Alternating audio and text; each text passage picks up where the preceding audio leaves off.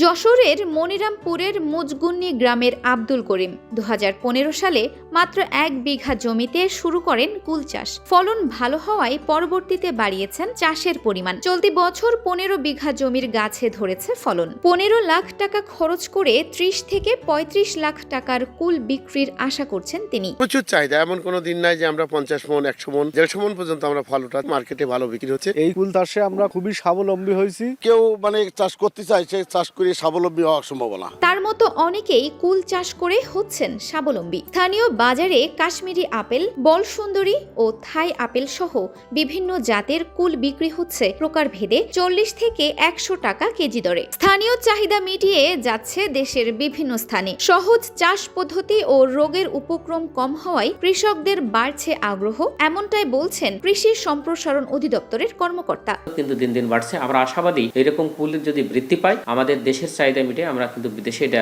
রপ্তানির সুযোগ তৈরি হবে। চলতি বছর জেলায় 550 হেক্টর জমির আবাদ থেকে 7,500 টন কুল উৎপাদনের আশা করছে